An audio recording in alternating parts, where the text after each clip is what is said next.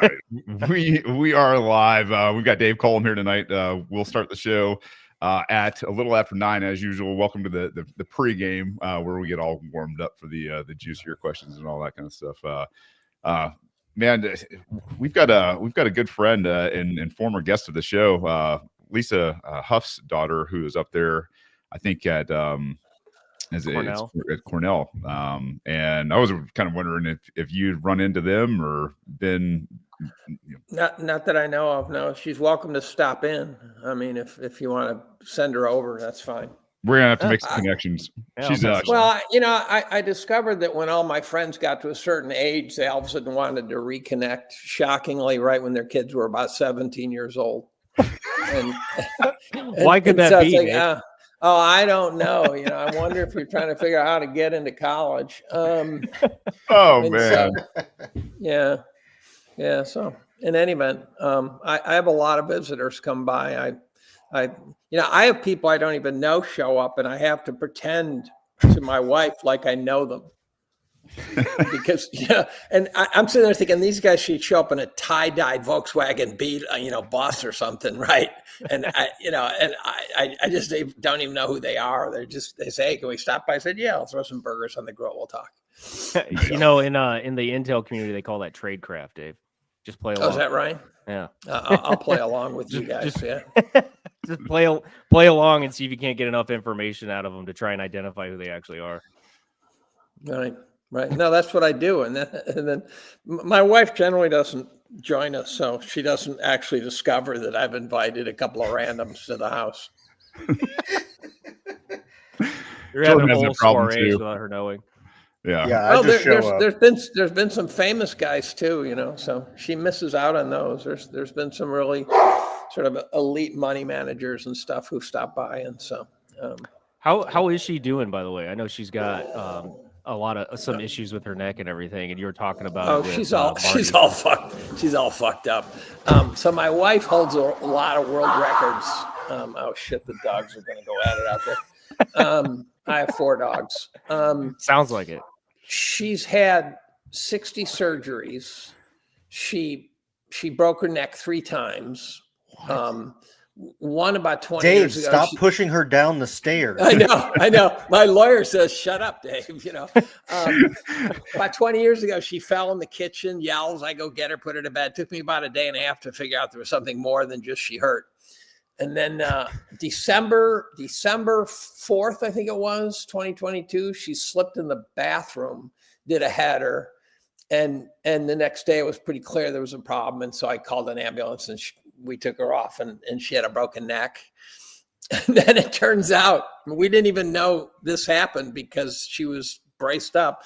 5 days later, she was carrying shit using a walker from the kitchen and she slipped. She bobbled something and she tried to recover and she fell over and broke C1. So she broke her neck twice in 5 fucking days. Jesus. And she's had 60 surgeries. She has autoimmune shit. The next one's going to be a younger model. You guys pray for Dave's wife, man. Yeah, I know. Holy shit. You need some bubble wrap. I know. I'm thinking of putting her in one of those big balls that, you roll around in, Do they people play soccer in and bounce off? Yeah, of exactly. Exactly. I gotta give her credit though. She's tough and she doesn't give up. It's like she just wants to keep trying to do something. She was tough. Now she's beaten down. She used to be super tough, and now she just is worn out. So 60 surgeries will do that to you. Yeah. 3 broken necks, broken femur, broken foot, broken. She the other day she fell. Which means she had to get a CT scan because she can't break or fall. She doesn't exactly roll out of this like some, special ops guy, right? And she says she smacked her head again, so they had to do a CT scan. Meanwhile, she's in Boston helping my son with his main squeeze, who had a stroke at the ripe old age of 49. And I'm going, wait a minute, they can share a room now because so she got a CT and there was nothing wrong, but she broke her hand. Oh man, welcome to Bitcoin Veterans, where all night is gonna be story time with I know. These are called campfire stories, according That's to right. one commenter. They said Dave likes campfire stories. Well, it sounds like just talking about your wife alone, you have at least 60. Oh, I could go on. Just unbelievable shit. I could go on. Just truly unbelievable. I've done CPR on her twice. They sent the ambulance to the wrong address. I'm doing it for 30 goddamn minutes. And the woman's on the other end of the line. I go, "Where's the ambulance?" I go, "It's in your driveway." And I take a quick peek and I go, "No, it's not." And all of a sudden the lady says, "They'll be there in a minute." And she went real quiet, real fast. I'm going, they weren't here, were they? No. Oh, dude. I mean, that's better than your prior 24-hour response time to get her into the hospital. Well, yeah, we didn't know it was broken because again, she hurts all the time. She's got chronic pain and stuff. And so the fact that something hurts doesn't mean shit. It doesn't stand out.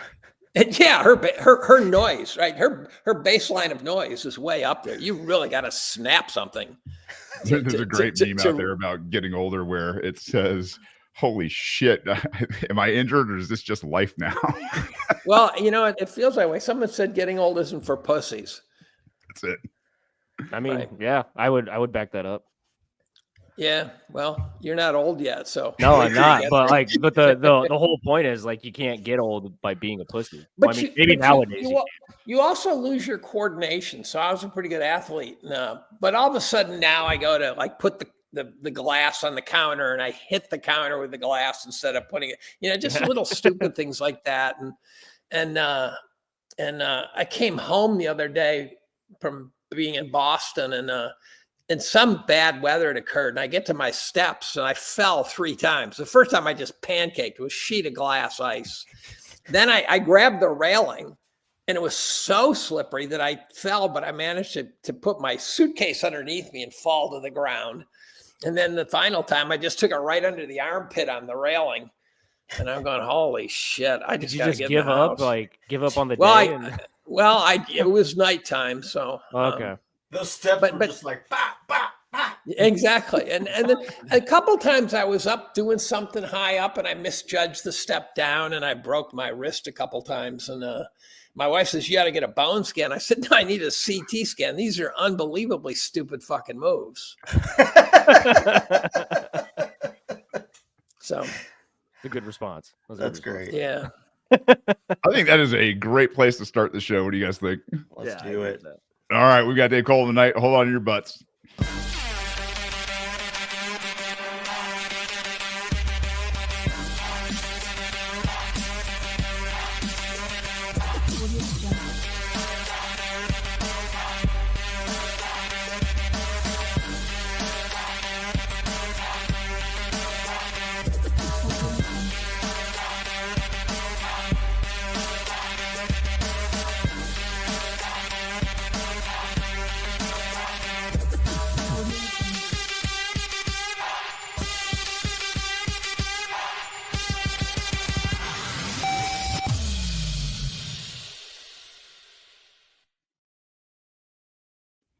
Welcome to Bitcoin Veterans, everybody. I'm your host, Shane Hazel. I got with my team tonight, Mike Hobart and Jordan. Our guest tonight is Dave Collum. Bitcoin Veterans is pretty self-explanatory. We're Bitcoiners. We're veterans. A little retarded. But we are here to put you guys back on the mission. That love for your country, your fellow man, property, the entire, kind of the liberty dream that we were sold. We've recaptured that. And I got to tell you, there was one thing that kind of gave us all the orange pill and a little bit of optimism about where we're headed as a world and a country and really a species, I think. But we've got the one and only Dave Collum. He's a Cornell chemistry professor. He's known for his work in organic chemistry and his witty year in review, man. I am pumped to have you here. Mike told me we're going to get to have you on the show. Super excited to have you, Dave. Oh, I'm glad to be here. I spend less time talking to my colleagues than I spend talking to the pipe fitters and shit in the hallway, putting in new shit. I'm a total redneck at heart, so I'm guessing that's exactly right. So, I actually appreciate that on a personal level because I come from a pipe fitting family. So, right. Well, my dad was a contractor, but he owned the goddamn business, so he wasn't exactly a redneck. But He certainly didn't lack conservatism. Yeah. No, Yeah. it's like I have to say that I might be biased coming from a blue collar family, but the blue collar guys, and particularly my military brethren, are my favorite people because they're kind of like the closet autists. Like they put the retardation up first, and like they'll surprise you when you push them far enough in conversation. They'll be like, actually, and then they'll drop the facts on you. Too many headshots. Yeah, a number of different, like whether it's getting punched, getting shot at, or taking too many shots at the bar, or all the above. Probably some synergies there for sure. Yeah. Dave, you've got a kind of a storied past on podcasts. You've been everywhere and done anything. I don't know exactly when you made your debut into kind of the Bitcoin realm, but old Marty Bend over at TFTC is a great one to get interested in. You've been on that one a number of times, and I was like, when I first looked up your background, I was like, what are we going to talk to this guy about in terms of organic chemistry? Is my worst subject in college, honestly. Well, you do not have to talk about organic chemistry. Let's start there. And Mike brought it to my attention, and he's really good on markets, man. So I've got tons of questions about this kind of stuff. I thought it might be a great place for us to start the night. Like you talked about, this big financial cataclysm that's coming, a few times here or there, and we like to start out with that black pill and then kind of work our way into some greener pastures from there. But can you kind of set up what your thoughts are right now, what's happening, why is gold moving as quickly as it is? I'm extremely curious as to your take on this. Well, the gold story, Twitter's filled with experts who I can't figure out what the hell they're talking about. The golds, I've owned gold since I was buying gold at a cost basis, believe it or not, below 256 an ounce, because I was buying it at a closed-end mutual fund, and it was at about 270, but then it was about 20% below NAV. And so I was literally below the cost of gold at its lowest low. And I've been a gold bug ever since, much against my will. I'd rather invest in something conventional, but everything's so screwed up. So market wise, I didn't give a shit about anything. As a kid, I thought I wanted to go to Wall Street. So we used to have great financial discussions at the dinner table. So that kind of teed me up to understand markets. I'm in a complex area of organic chemistry, and so that kind of teased me up to understand markets because everything I've ever studied in chemistry turned out to be wrong. And so I have a superpower in which I can look at, say, 12 experts, and they can all agree, and I can say, I think you're all full of shit. And not many people have that capacity, and I can just piss right into the fan. So America needs that in particular right now. I think it does, actually. I think we elected him, actually. And so from 80 to about 92 or something, I paid no attention. I was actually in long bonds the whole way. Actually, not totally true.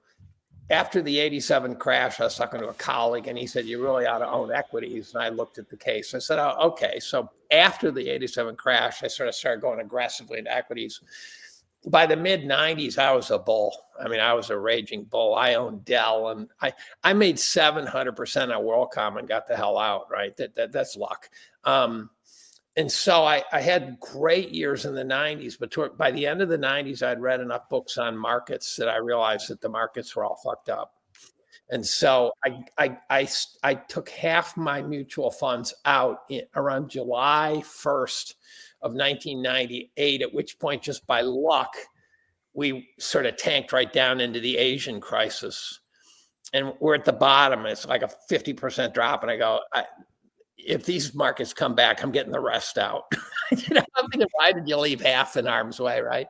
And they came back. So by mid-99, I was completely out of the markets. I was buying gold.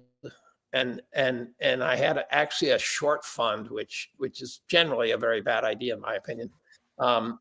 Pure cash, not a shred of an equity, not a single equity. And then finally the markets cracked in early 2000. And then around 2001, gold bottomed finally. And my best decade ever, not on an absolute scale, but on a relative scale, relative to everyone else in the world, was the noughts for me. So while equity investors were getting the shit kicked out of them twice in the noughts, I compounded 13% a year. And that's a ridiculous number, right? Yeah. That is just off the charts, right? I don't know if anyone else pulled that off, but I had just started buying energy on the logic that I thought inflation was coming, and I happened to just catch the energy bull. So it was energy and gold all through the noughts, right? How do you blow that? And then I overstayed my welcome. We got to the bottom of 2009. So it's funny. The first writing I did on the subprime crisis was May 6, 2002. And I wrote an email to a friend of Goldman, which is now up in the public domain. It's unedited, but he was the VP of Goldman. He started their software group. He was my former fraternity brother.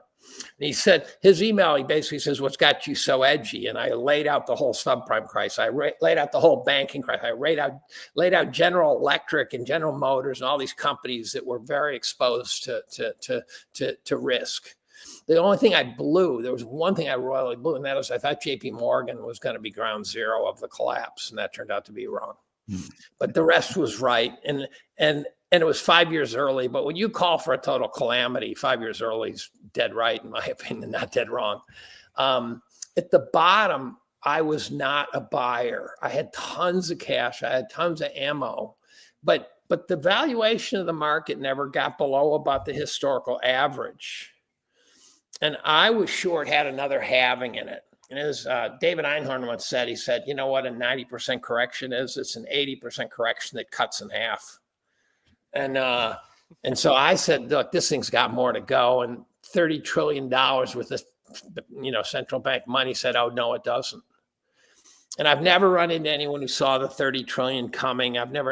So I was wrong, but I was only wrong because a truly monumentally unprecedented central bank intervention saved the system. And so I compounded through the teens like 4% a year while everyone else partied.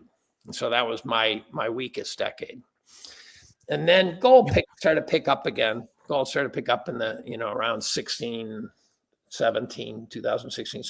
And so over from 2000 to the present, I've compounded about 2% annually above the S&P. And That's so hard to do. I got people ripping my ass off saying, well, you've been wrong for so fucking long, and I go, I'm 2% above the S&P for 20 fucking years. Yeah, that doesn't sound wrong. Bitcoiners. Now, yeah. Well, the Bitcoiners really do look like they took too many shots to the head on a bad day. They do. You are the nuttiest investment class I've ever seen. 100%. It's desperation at this point, Dave. Yeah. Well, it shouldn't be because you've made a ton, right? I've been on Max Kaiser's podcast a pile of times. And Right. I ran across Stacy, an old video of Stacy humping Bitcoin at 30 cents. And I'm going, and so last time I was on their podcast, I said, Stacy, I'm going to guess you guys don't have trouble paying off your credit card every month. And so they must be billionaires, right? They got to be billionaires, I would think, assume. unless they blew it. And they've been maximalists the whole way, so Right. I would think so. I do notice that Saylor's company, give me the name. Come on, draw the blank. MicroStrategy. Yeah, he seems to be the share price acts leverage to Bitcoin. And in one of Marty's podcasts, I said I thought Saylor was going to burn. If Bitcoin really gets trashed, that Saylor's going to get crushed. And he told me after he stopped recording, he says, no, Saylor's not that leverage. But if his share price is moving a factor of 2 above Bitcoin, it tells me something. There's got to be some sort of risk in there. It's definitely treated like it is, for sure, to your point. It's treated like it is. But both he and Cedric, said, no, he's not over leveraged. He's not heavily leveraged. So, okay. I Yeah, stand corrected. do you know the account Kobesi report or the Kobesi I letter? love the Kobesi letter. I think the just did Kobesi letter is fantastic. Yeah, so do I. I love them. They just did a brief thread on MicroStrategy and Michael Saylor, and they talked that kind of the leverage point, and from my understanding was to Cedric and Marty's point is that technically he's not levered, but it would take like a vote, like a shareholder vote, to the point of like where they change their position on like the acquisition of Bitcoin, and then they would have to sell at that point. But he owns 48% of the shares, so right. Somehow I have this funny feeling that the next Bitcoin bottom, he's going to be flat as a pancake. It's just a gut feeling, but I could just be wrong. That would be the ultimate capitulation signal, 100%. I would think so. I would think so. He owns too much of the market at this point. So in any case, what I've got, I'm the most bearish guy on Twitter, and it drives me nuts to watch people. Like I've noticed this week, I see all sorts of charts of, various, technical analyses that go back 3 years or 2 years. I go back 100. Yeah. Right. Look at history. Right. And so it turns out, so here's the bearish case. Here is the bearish case in a nutshell. From 1880 to 1990, if you look at valuation, which I always have to emphasize to the listener, valuation is the price of the market divided by something that ought to track it. So it's revenues, earnings. There's probably 25 of these. Now, what's critical is they're both inflation sensitive. Now, it means, therefore, that if inflation shows up, it doesn't solve a valuation problem at all. It doesn't eliminate the valuation problem. I would think it would cloud it. Well, you can't inflate your way out of overvaluation because both the numerator and the denominator are inflation sensitive. So take the CAPE. So the CAPE from 1880 to 1990 averaged, just slopped around in a channel, averaging around 12, which means it's priced to earn, the market was priced to earn around 8% by that model. That's an 8% cash flow. And then all of a sudden in the mid 90s, it just took off. And so what happened? Well, here's the short story. In 1980, 81, the markets were at unbelievably low valuations, record lows, possibly excluding 1920. It's conceivable 1920 was lower. They're real close to each other. So the markets were profoundly undervalued. Interest rates were 16, 17%. Now, if you read Buffett's 99 article, Buffett says, if you want to know which direction the market's going in any sort of long term, all you have to do is look at which direction interest rates are going. So he said from 1967 to 81, interest rates went straight up. He said the GDP was fine, but the markets got crushed. They got crushed, inflation adjusted, about 75, 80%.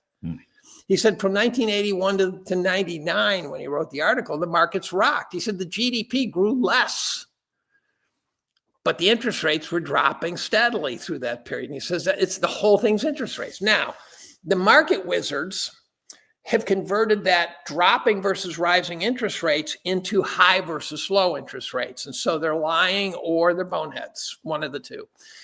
Because if dropping interest rates is bullish, then once you get to the bottom, which we got to, interest rates got to zero, right? They essentially got to zero.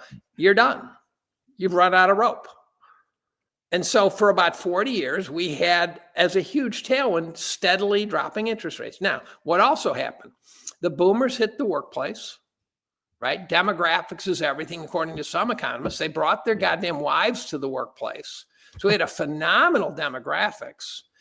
China was pulling out of the dark ages, and they started selling us shit for 20 cents an hour pay. Russia was desperate. The Soviet Union hadn't collapsed, but they're desperate for capital, so they're selling all sorts of resources. So this was this huge tailwind for the Western world. And then on top of that, the interest rates are dropped from 17 down to 0. Now, what happened during that period? As I said, the valuation should just slop around in a channel. When they get high, it's expensive. When they get low, it's cheap, that sort of thing. Interest rates from 1981 to the present compounded 4% annualized up. Not interest rates, valuations. They compounded. That's a 4% tailwind. Now, Sounds when like that excess reverses, liquidity looking for a home to me.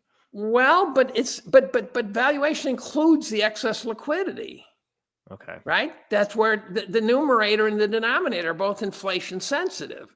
So if you now look at the CAPE, instead of being 12, it's 38.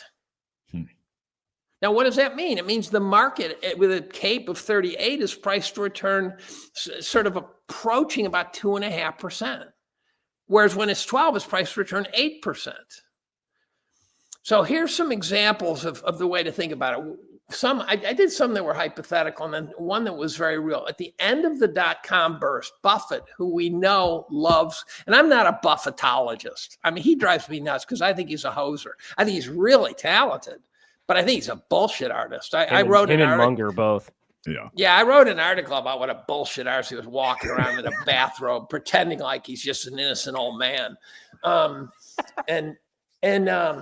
He lamented not selling Coca-Cola. Now, we all know it's his favorite company, but here's why he lamented it. He said, and he didn't say this, but I realized this is what he was saying. In 1998, Coke had reached a PE of 50. Now, Coke is an stodgy old company. A PE of 50 means it's priced to return 2% cash flow. And you can play all the games you want, but at a PE of 50, you're going to get 2% cash flow out of that company, period. Now, the problem is 10-year treasuries were priced to return 6%. So why not go with a 6% treasury instead of a 2% Coke? Now you say, okay, but what if Coke grows? I go, how is Coke going to grow?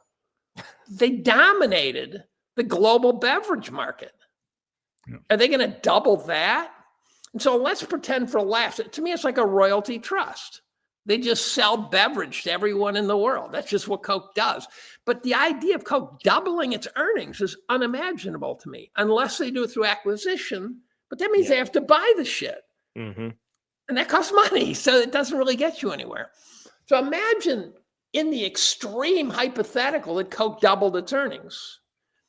It would be priced in 4%. And so Coke was just priced terribly.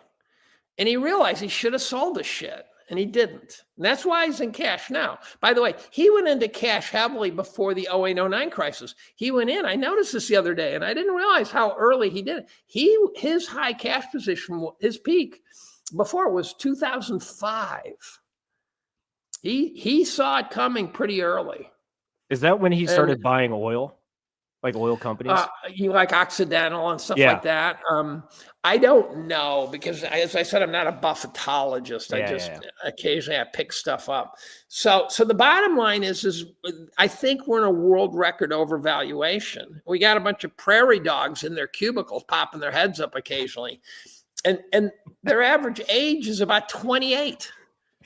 To them, the 08-09 crisis is in the history books.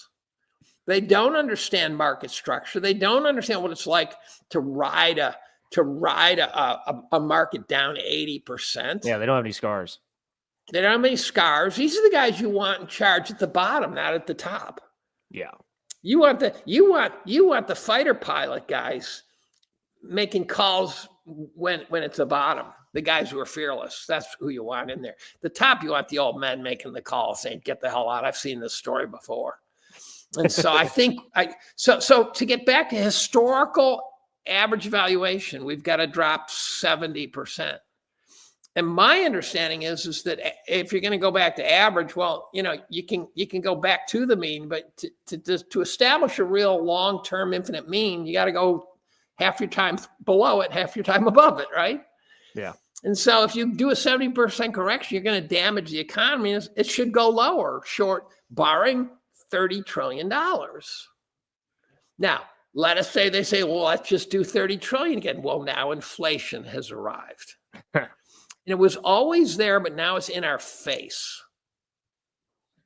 And so now they don't have that playbook. And so I think we're just looking. And if you want to say, hey, the markets will just stay up here. They just won't let them drop. And I go, okay, the markets are priced to return 2.5%. You think the boomers are planning on 2.5% for the next 30 years? I don't think so. They think they're planning on 12% because they're out of their minds.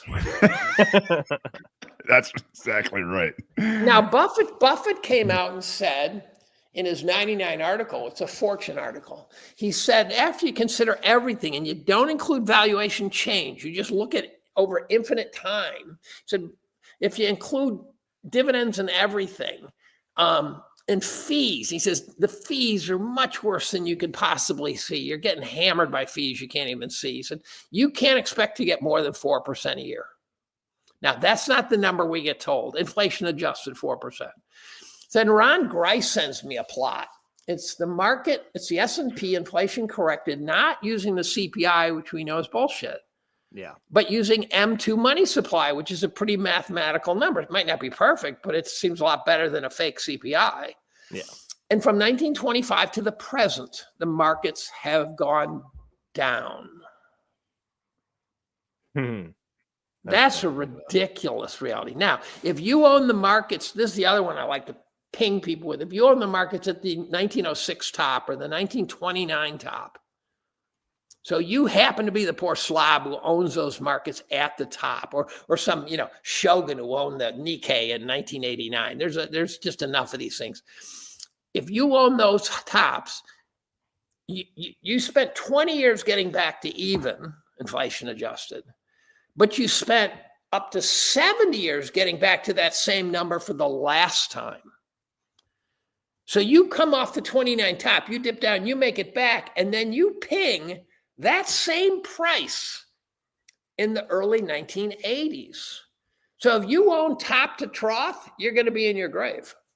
You guys will be in your grave before you're even. That's insane. And people don't know this. Boot up an inflation adjusted chart and just draw straight lines across. You'll see that the market from the tops do these deep dips that take years. They finally recover. They go above that, and then they come back and they find that price hopefully one last time. Hopefully. Now the Nikkei is sitting right at its old price, right? 35 years. I mean, it's not like Japan is some banana republic. And by the way, we haven't had a global downturn, which has got to be coming.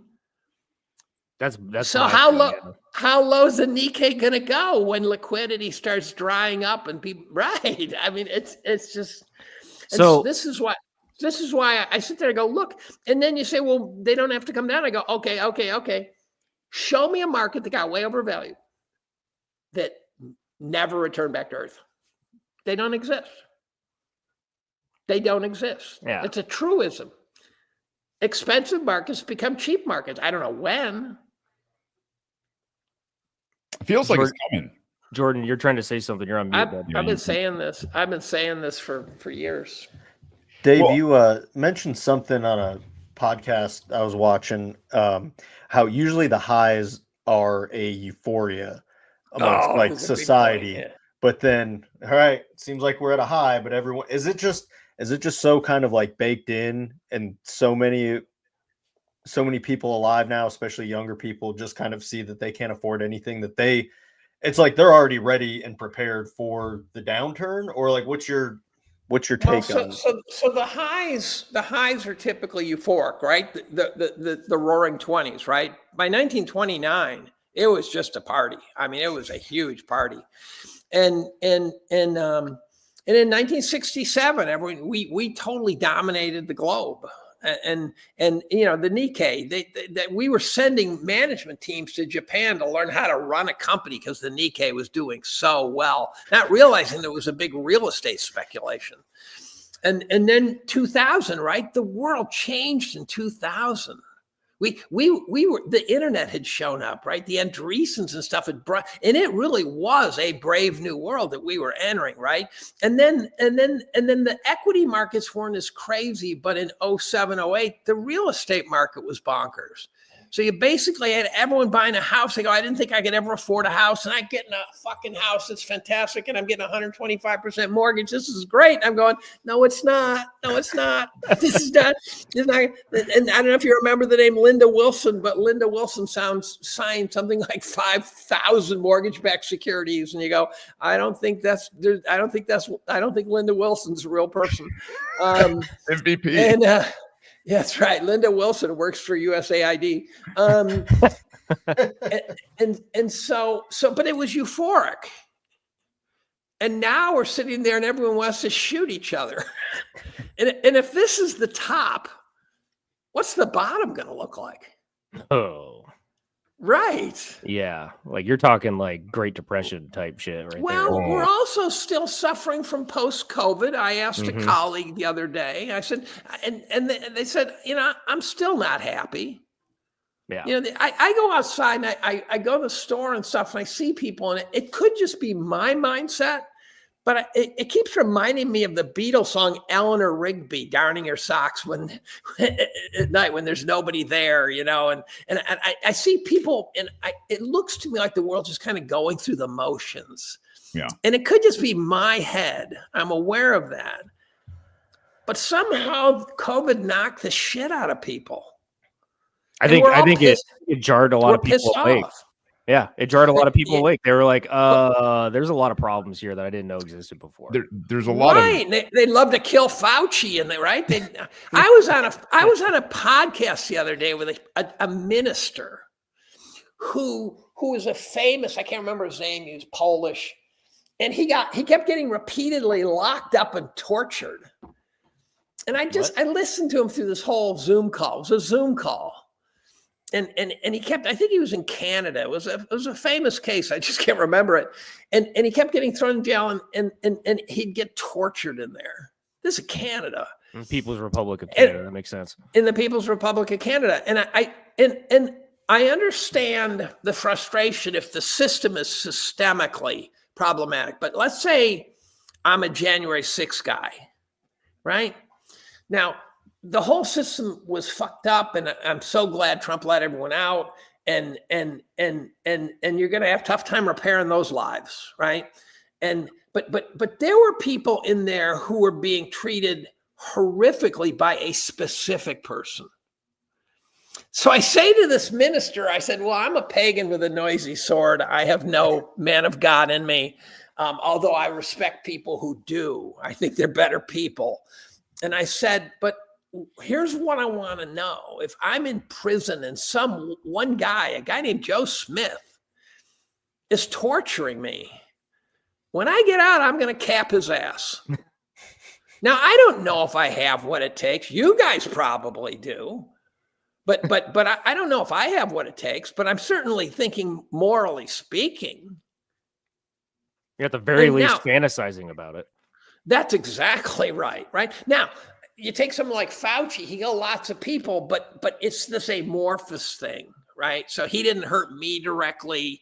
But if there's a person who hurt me directly, and I can say that guy did that to me, right? I live off a 100-foot cliff, the lake 600 feet deep. Not hard to hide something at the bottom of that lake, right? So, and I think there's people who are appalled by that. What was interesting is the minister said, well, at some point we might have to go to war. And I'm going, okay. I was shocked. But no one else had the balls to say that to him. But, if it's a systemic problem, then there's no one person. But if it's a mano on mano, right? I'm a J6 prisoner and there's some guy in there who just beat me senseless day after day. That guy better pray I don't get out. Yep. So what does that tell you for how you're kind of seeing the roadmap for the US for the next, like, say 10 to 20 years? Are you someone who has the position that you think that there's a possibility of, say, like the US balkanizing or going through civil war or some nonsense like that? Like, do you see that? Like, I say nonsense because, like, I mean, I still believe there's a possibility for it. Well, there's always a possibility. A lot will depend on what Trump can do in the first 4. He's not going to fix everything in 4 years. He's impossible. He's gonna light the fuse. And actually, what I'd love to do is chat a little bit about. I mean, he's done so many things that are right, but there's this question: are there things that have disappointed you, where all of a sudden you're going, "Wait a minute, I'm smelling a problem here," right? And for example, I don't want him to just find money that was disappearing into some LGBTQ organization in Afghanistan, right? I want to find out where that money went. Damn right. I want names. I want to find out who sent it there.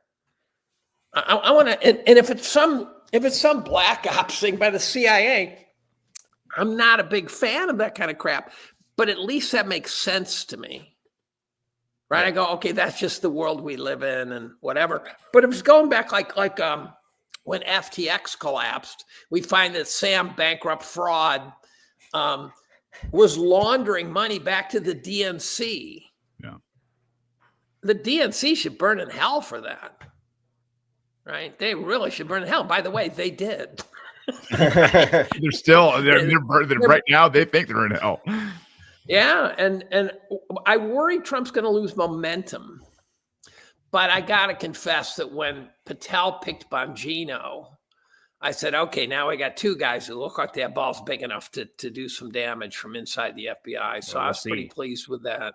Yeah. But if they don't start doing some real stuff there, I'm going to be disappointed. If they don't keep going and finding the perpetrators, finding where the money got stolen, I don't want to just stop it. I want to find out who got the money. And if we're bribing dictators, I get that. We left pallets of money in Afghanistan for the Taliban, right? I mean, my understanding, I was on a Zoom call with Tony Shaffer. You know Tony Shaffer? Schaffer? He's an intelligence agent. He's very famous. If you Google him, he's all over the place. And he's a rogue. So he's no longer working intelligence because he couldn't keep his mouth shut. But he talked about Afghanistan. He said, we spent 2 years winning the war and 18 years getting fucked. And at the end of the call, I said, Tony, I'm interested in the role of child trafficking in geopolitics. He starts talking about Epstein. I go, nah, the Epstein story makes sense to me. It's pretty straightforward. There's probably a lot of shit I don't know, of course, but you don't sense that you're really missing the story. You sense you've kind of got your brain around it at least a little. I'm interested in the story where there's over 1 million kids a year disappearing and you can't name one fucking person who's receiving these kids. Yeah. Or right. to that point, Dave, like, or where are the kids going? Like, why are we not seeing all these millions of kids? And by the way, this Ted Gunderson, ex-FBI, he wasn't just ex-FBI. I was seeing all these Gunderson tapes from the 80s. Gunderson was head of the Dallas Bureau. He was head of the Los Angeles Bureau, and he was shortlisted to run the whole FBI. Gunderson was big, and he's out there telling horror stories about trafficking. He's saying, this is like 1990. And he's saying, blonde-haired, blue-eyed kid will bring 50,000 on the open market. Those kids are not being sold into trailer parks. Those kids are not in 90. And so it's called harvest season when they go round up kids. So the southern border was clearly massive harvest season, right? Sure. And every newspaper analyst in the world talks about the trafficking of children. And now one of them smart enough to say, who got them? Where'd they go? Or are they smart enough not to say? Well, that's not good enough for me. No, I agree.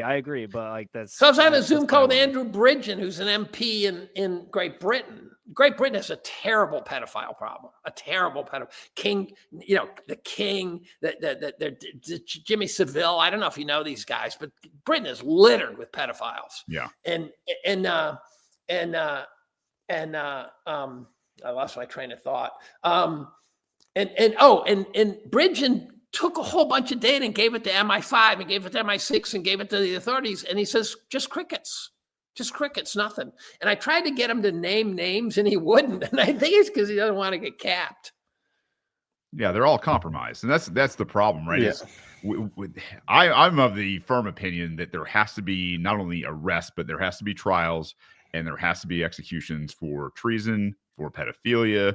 Absolutely. And that's where I think most of America is. I think the cat's out of the bag. And I think, to your point, Dave, is I'd like to get your take on this is I think there's an underlining theme with a lot of these people that are running, these, let's say they're running wars and they're making zones of chaos where, there's death and destruction and there's unaccountability. And we saw it, live in Western North Carolina while we were there with Ukraine. Ukraine for sure. You've got, and they keep saying, "Oh, the Russians are kidnapping them." No, they're not. No. I dug into Ukraine and I concluded Putin's the good guy, NATO's the bad guy. I found I had no room. I had no wiggle room left. I go, there's nothing here. So I'm in the John Mearsheimer, Jeff Sachs, Glenn Greenwald camp, and so these guys will come out and say, "Well, Putin started it." I go, "You ever seen a street fight? Does the guy who throw the first punch, is he really necessarily the aggressor?" Rarely. No, we can't go back to 2014 when we staged a coup in Ukraine. No shit. I mean, no shit. And I knew it right away. So I was watching the incursion into Ukraine by Putin in 2022, and I kept saying to my wife, "This isn't a fucking war." And she kept going, "What do you mean it's not a war?" And you'd see a car burning, you'd see an explosion 30 miles away, and I go, "Look at Baghdad day one in the Iraq War, right? That's a goddamn war, right? Look at Gaza, which I tend to stay off of because I don't want either the Jews or the Palestinians to kill me. But those are wars." And I kept saying, all I'm seeing are grandmothers whimpering into the camera and burned cars. And one of the tricks I did is I took a bunch of photos that when I wrote about it, and I showed these like a half a dozen photos of really awful situations. And then I said, "See, this is really how bad it is." I said, but see that upper left, that's Ukraine 2014. I go, "See that one? That's in Turkey. See that one? That's Baltimore." I mean, that's what they do to us. Yeah. And so I'm convinced that, and I'm positive that Trump and Putin are going to pull it off and Putin's got the stronger hand because, well, first of all, Putin knows exactly what he wants and he's going to get exactly what he wants. And Trump knows exactly what he wants. He wants it over fast because he promised fast. So he's going to sit down and Trump's going to do his Yoda thing and try to put the whammy on Putin. But it's ultimately going to come down to, "Hey, Vlad, what do you want? And here's what I want. Let's do it." And Zelensky, by the way, you guys know as well as anyone, being a former Banana Republic leader, a former ally of the United States, is pretty much a death warrant. Yeah. So Zelensky, I wouldn't underwrite his life insurance policy, right?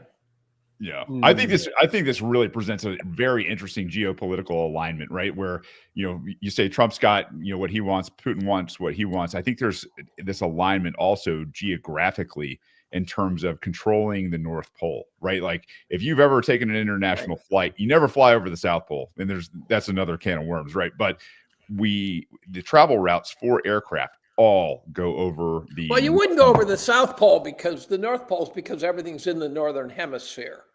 So you'd never go over Antarctica because that would be the long route. I will just say this. If you wanted to fly from the tip of Argentina to, let's just say, Perth, you would.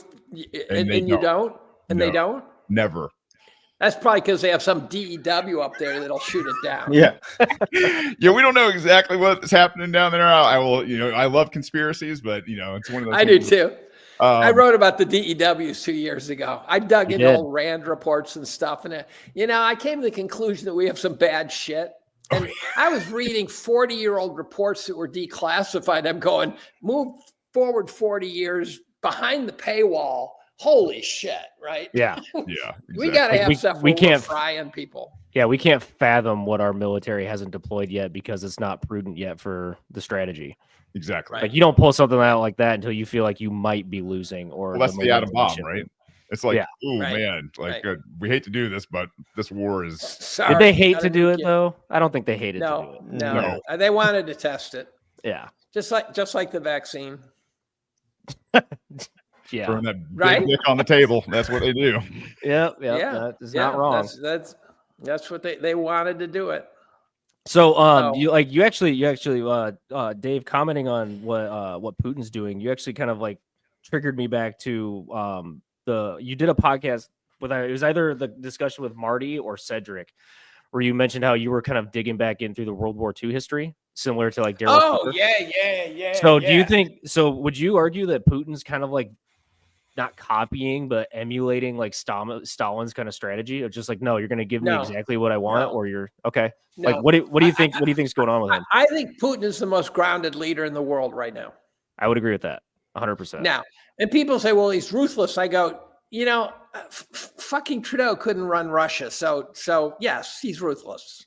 Well, I mean, like to be making decisions at that level, you have to be ruthless, or you can't do your job. That's right.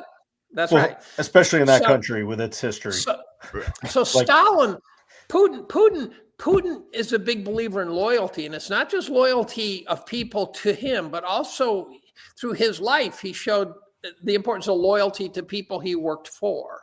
So when he was in the KGB and then he got a political position, they said, oh, you can stay in the KGB. And he said, no, I can't, because of the conflict of interest.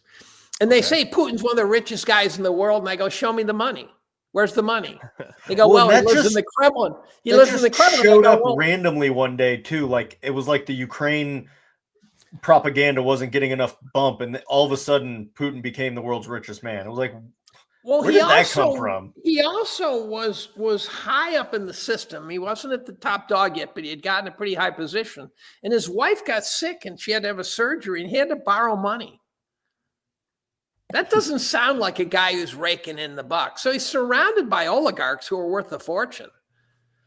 But you got to show me the Cayman Island account where he's got $200 billion, right? Like to say that he's like the richest man in the world just because he's the leader of Russia would be like saying the president is the richest man in the world. Like that doesn't work. That's right, because he lives in the United States, right? Yeah. So it's that stupid. And so if you want to show me where he's got money that when he dies, it will go to family, then show it to me, right? Show me the evidence. And he could be in the Pandora Papers or the Panama Papers or whatever. Those got buried quickly. Remember those when they found out that all these offshore accounts by the Clintons and you name it. And I was, let's zip that up as fast as we can. It circulated for all of like 5 days before they buried it. It maybe, right? Yeah. It was real short. Yeah. And that got put away very quickly. So speaking of World War II and conspiracy theories, I believe. So Stalin, by the way, to answer your question about Stalin, Putin is a very grounded guy. Stalin was just a sick bastard. Yeah. Now, to your point of just like killing people whenever he wanted, like with no. He killed 40 million Soviets before the war started. I mean, right. Jesus Christ. So I read about a half a dozen books, one of which was written by Diana West, which is one of these revisionist histories. And what you discover is that Stalin totally controlled the flow of World War II. Yeah, that's an interesting take that I'd never heard before. I hadn't either. So then I did a podcast with Diana because I had lots of questions, and I brought up the issue of the archives getting opened up, and I knew this was true, but I said they didn't get opened up, did they? And she said no. And I said, for one thing, there's probably 1 billion pages in those Soviet archives, so try opening up 1 billion pages. And a guy named Bukovsky got in there with a hand scanner, sort of an iPhone in 1993-ish, and scanned some shit. That's about the extent of getting into the archives. And that's not going to get a lot, right? But the reason we didn't get in the archives is because the Soviet leaders were still alive. They didn't want that shit getting out. And the American leaders were still alive, and we didn't want that shit getting out. And so who's gonna open those archives, right? That was just like the JFK 9/11 files that they 9/11, yeah, 9/11, right? I want to know what comes out of the FBI for 9/11. That would be a good story. I don't care about JFK. Did you hear that that Lyndon Johnson tape from a couple of weeks ago that showed up? Yeah, that was pretty authentic sounding, wasn't it? Oh yeah. Well, and like the 17 guys getting offed, that I didn't know. So that one actually kind of like, I haven't done the math yet. And I haven't gone back through and watched it, but have you watched the documentary, Everything's a Rich Man's Trick? JFK to 9/11. Great documentary. So that documentary is really like that. That's like a 3.5 hour documentary. And I've had probably 12 people watch it with me. So I've seen it way too many times. And you almost have to take a break exactly halfway through, because it is like reading It's like when you're reading the real Anthony Fauci or the Operation Gladio book. It's so dense, you have to just take a break and just like really analyze it, because it'll like he throws in the relationships with like the skull and bones and everything else. And one of like the reason the 17 individuals being taken care of to tie off loose ends made sense to me is because in that documentary, I can't remember the guy's name, but he discusses how there was, I believe, 12 shooters involved in the JFK assassination. And Jesus like Christ 9 or almighty. 10 of them were on rooftops or in buildings, but the one that pulled the trigger was actually in a storm drain that had the perfect line of sight to JFK's headshot and had the perfect angle and everything. So in front of him, it must have been a guy under the bridge or something. Now, Yeah. But here's the deal with JFK. I'm not convinced there's anything that would shock us or make us feel like, oh my God, I never saw that coming, right? I'm guessing that we'd say, yeah, of course Dulles did it, and of course Lyndon was involved, and this. According to that tape, Lyndon made the call, right? Yeah, he and called George H.W. Yeah. Yeah, and so I'm going to watch that documentary. I just found it. And did you watch the new Pearl Harbor, the 9/11 documentary, the new Pearl Harbor? I haven't seen that one yet. No. You should watch that one. It's the most So if you want to take someone from 0 to 60 fast, the new Pearl Harbor is like 3.5 hours, and you could think 9/11 is totally legit, and by the end of that, you're ready to slice your wrists. So it's called it's my kind of documentary. Does this have to do with some dancing Israelis and type? Yeah, it has that shit in it, but it also tears in things like they bring like a dozen aeronautical engineers and say the plane hitting the Pentagon doing 540 knots would have ripped to shreds, right? Yeah. And then they brought in jumbo jet pilots and they said doing a 270-degree turn, I could not possibly do that turn, right? And it would rip the airframe apart, right? And you got the classics Building 7, but I find even more compelling than Building 7 is the fact that there's no footage of the plane hitting the Pentagon. This city has 100,000 cameras, and there's no footage of the plane smacking the Pentagon. Yeah, that's just a happy coincidence. Yeah. All the cameras just had an outage. Yeah, 100,000 cameras in DC and handheld video cameras, VHSs. With 45 minutes notice that the plane was coming, and say, "Oh, let's turn on the camcorder, Mom. Let's see if we can get this plane." No, nothing. And then you look at the Shanksville site, and if you have a plane crash, I'm told that there's just shit everywhere. It's like a lawn sale. And there's body parts in the trees and stuff like that. But also all the luggage gets spewed all over. So it's just underwear and shirts and pants. And you look at the hole in Shanksville. You go, there was no luggage on whatever hit that thing. There's nothing in the hole. Yeah. The passport survived. That's good. Yeah, that one I just wrote off as, oh, we fucked up. We got to come up with a cover story. We had a beat on him, and we let him get through so that one. I said, okay, now you guys are lying, but that's what you do for a living. So, did you read the book Secrets by Daniel Ellsberg? So he talks about how he had highest security clearance. He said they'd be in the basement of the Pentagon. And some guy would come and he'd say, some plane just got shot down over such and such. And the guy would say, we need 5 stories explaining what it was doing there in 15 minutes. And so they would like whip out all these stories. And then they turn on the news at night to find out which one they went with. and he said he was talking to Henry Kissinger before Kissinger got top security clearance. And he says, Henry, you're about to get top security clearance. What you are now will be able to see will shock you, which I'd love to get top security clearance now. And he says, then you'll be elated. And he says, then you'll be talking to some 3-star general telling you about the world. And you'll realize he doesn't know what the fuck he's talking about because he doesn't have your security clearance. Yeah, and he says, then you're going to stop listening to people. And then you're going to be an idiot. Yeah, that makes me very happy to be an idiot at that point. Yeah, I was gonna say I'm right there with him. It's back in the day when we were doing reconnaissance, especially for the initial invasion into Iraq, or in like even some of the battles in 2004. We were literally the guys who were collecting the intelligence on the ground, and then you'd see later on some Fox News channel or something when you were out, eating out chow. and you're like, that is not what happened at all. This stuff is being Not sold even and close. twisted. It's Yeah. not. It's they got the story, and then they do whatever they need to do with it to sell it. So I was starting to tell you about Schaffer and the Zoom call. So here's this guy, he's very prominent intelligence, very visible. And he starts the Zoom call saying, he says, I'm not a lieutenant colonel. They just gave me that rank. And I was fact checking him as he went. He said, I did this with Rumsfeld and this and this. And I was Googling him, and there he was. He was just all over the place, right?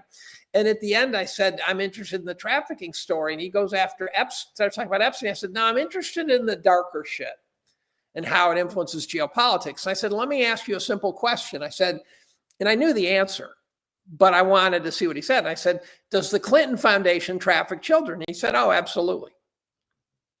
Now, you know how many people's head would explode if they had to face that simple reality?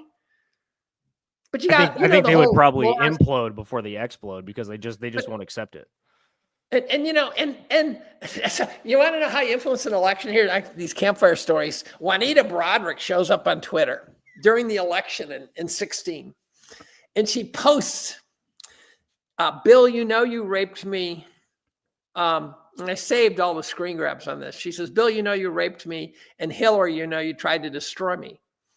And someone says that's not Juanita Broderick, and some journalist says I made some phone calls. That is Juanita Broderick. And I say to Juanita, I said, Juanita, you can pin a tweet and it'll keep it at the top of your Twitter feed. And she says, well, I don't know how to do it. And so I taught her how to pin a tweet, and she pinned that tweet. And I go, that's how you win an election. Oh man, didn't she show up to the debate too? Front row. Yeah, her and other 3 rape victims, right? Yeah. So we've got a former president who's been raping people all over the world and trafficking children. And do you know the Wiener laptop story? Yeah.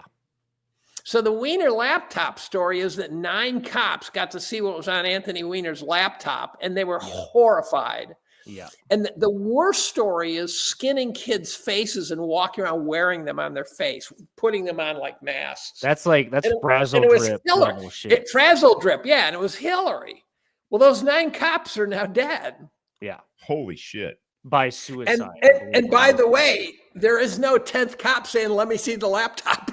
Well, Wonder why. I'll pass on the whole. I'd love to see the Wiener laptop. That's the laptop I'd like to see go public. that's the whole Tom Hanks with Wilson, and you've got celebrities in sweatshirts with that that red Pizzagate shit. Yeah. And So the other thing when you dig into that shit, what you find is you sort of reach the end of the road where you've run out of facts and you have to kind of boldly extrapolate. Yeah. So for example, if you say to me, what's the best evidence that Tom Hanks is a pedo? And there's these various things that seem creepy, but you can always kind of work your way around it. And the most compelling one turns out to be that and I went back and found the original tweet where he shows a picture of a glove and it says SRC USA. And he was on Jimmy Kimmel, who's also considered not honorable. And he was talking about his odd photography habits. And they talked about, like, I'll see a glove and I'll wonder what the glove is, right? And so then one day I'm watching, I've been burrowing through all these videos that are the darkest goddamn videos on the planet. They're really horrifying. And someone mentioned that if you Google SRC USA, you don't get anything. You go to Brave, you don't get anything. Go to DuckDuckGo, you don't go anything. Go to Yandex, which is Russia's Google. Okay. Yandex. By the way, when I need to Google something politically charged, I go straight to Yandex because all our search engines are filtering it. Yeah. I didn't even know about Yandex. That surprises me because there isn't a whole lot Yandex is a go-to search engine. Now, you got to figure they got their stuff, but what they're not doing is filtering out bad shit about our politicians. Right. Yeah. So I go to Yandex, search SRC USA, and what pops up are just mugshots of kids. And they're not cute kids. They're mugshots of kids. It was a trafficking site.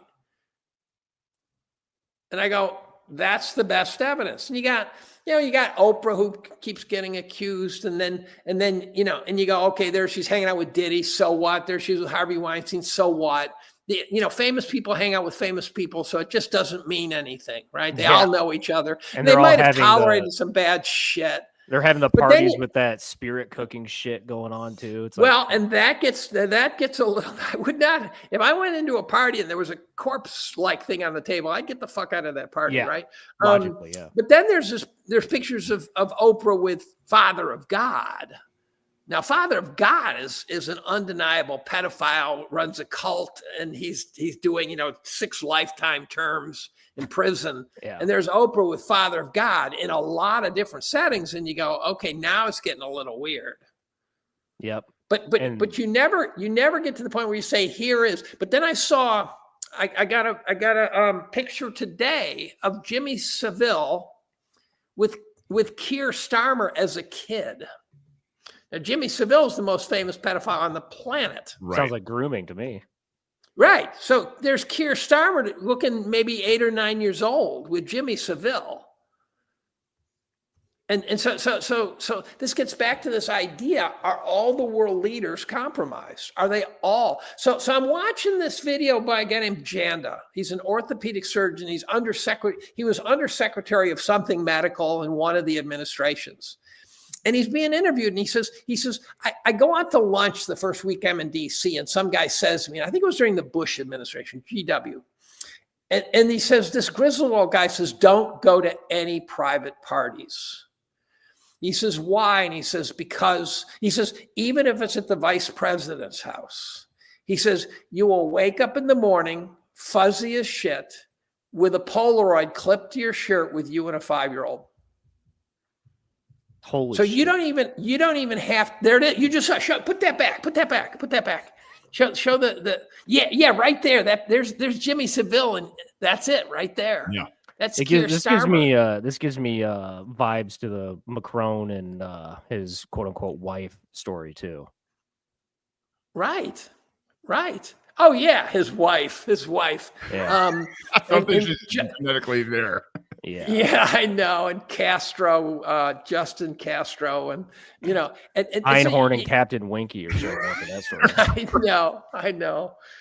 And so what you find is you get a whole bunch of leads that take you out 80% to the finish. I did a podcast with Nick Bryant, who was a scholar. And he wrote the Franklin scandal, which is one of these pedophile rings that busted open in earnest. Yeah. And it was in Omaha, Nebraska. Makes you wonder where Warren Buffett was at the time. That's a good point. Yeah, I've been thinking about that one. But he laid it out. So I do this podcast with him. He invites me to talk finance. I said, well, I got some questions for you too. So we did a 2-parter. And I asked about how he goes about it, and he's very careful. He says, for example, Pizzagate. He says, Pizzagate's very strange. He says, but I can't find the smoking gun. And he says, there's an interesting one. That note says, I am not allowed to talk. And you look at the clock in the background, and it's got wieners. Oh, what is that? Yeah, he's got patties and hot dogs on it, which, if you know anything. So and isn't hot dogs little boys? Yep. Isn't that? Yeah. Son of a bitch. Yeah. And you look at Disney, and Disney's filled with pedophile problems, and Nickelodeon, and there's stuff, you got this guy named Cappy who called out Hanks. But Cappy, when you watch his videos, he looks like he's on the edge. He looks like he's about to lose his shit. And so Isaac Cappy was a producer in Hollywood, and he called out Hanks, he called out Oprah, and he called out all these people. And then he fell off a bridge, got run over by a car. Huh. That sounds really What are the odds? The odds? But when you watch Cappy's videos, if you search Isaac Cappy and you watch him, you go, the guy's about to lose his shit. And so that means, okay, does he know he's going to get killed, or is he just losing his shit saying all this weird shit? And so you're always left with this, I'm not quite sure. But I'm positive I'm right about a percentage of it. I'm positive that some percentage of what I've been chasing is real, and I'm sure some percentage is wrong. Well, there he is. Yeah, right there. Yeah, this is Isaac's army, right? Like that's kind of right. Isaac's army. Yeah. But you also worry all the people who are talking about Hanks and Isaac and Oprah and all the. You worry they're all confirming each other. Yeah. So you say, what's the origin of the story? What's the origin story, right? I by the way, been chasing the Kamala as a Manchurian candidate MK Ultra product. Yeah. And it's a pretty good case. It's actually a pretty good case. Well, it's a terrible product.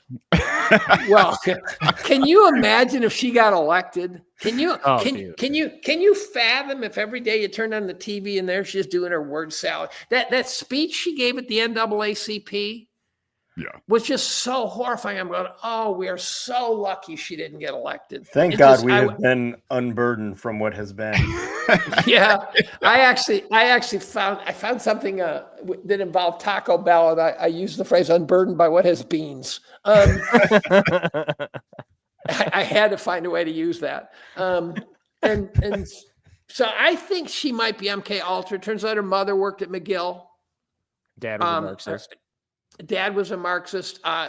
Supposedly her relatives, Candace Owens said those are not her relatives. And then there's this woman named Elizabeth Nixon. And I'm doing a podcast with Jim Kunstler. And Kunstler mentions the podcast he'd done like 3 days earlier with Elizabeth Nixon. And he says he's talking to her. And she's former Time Magazine European chief. I mean, she's not a trivial person. She had been Life Magazine's North American chief. She's way up the food chain of the media. And she starts talking about how her mother, she discovered her mother was a victim of MK Ultra. And he made some reference to an asylum in Canada. And I said, yeah, McGill University. And Kunstler says, how'd you know that?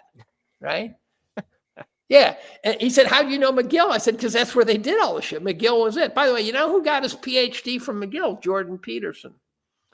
Oh, his advisor hole to go down. His advisor was an MK Ultra guy. Shit. Now, here's what's interesting about Jordan. Jordan is, on the one hand, got all this wisdom, but you can also see torment in him. Yeah. He's right. And I'm like saying, you don't get that kind of wisdom without getting your ass kicked. Yeah. There's something, so, but so then Nixon starts talking about this. And she said she quit her job and studied MK Ultra for 3 years, which if she wrote a book, I got to read it, right? And so I've reached out to her and had the brief exchange, but she in this podcast with Kunstler, she says Kamala has all the properties of an MK Ultra victim. Like all the mannerisms. And her mother had a position at McGill. Wow. Well, and that's the kind of thing. That's the thing too. Is like these families that come from sociopaths, like they're individuals that are going to be willing to sacrifice their children to put them through. It's amazing. Kind of stuff. Yeah, it's amazing. So you sit there. I walk down the street and I see parents with their kids. I go, what parent could sacrifice one of their kids? Right? What parent can take their kid and put it into the pedophile networks? Like the military officers that were in psychological operations that their sons ended up becoming star musicians, right? Like John Podesta's was his son. Yeah. The Doors, Jim Morrison. Yeah. My wife, by the way, lived in Laurel Canyon. Laurel Canyon is where all the CIA shit was going on.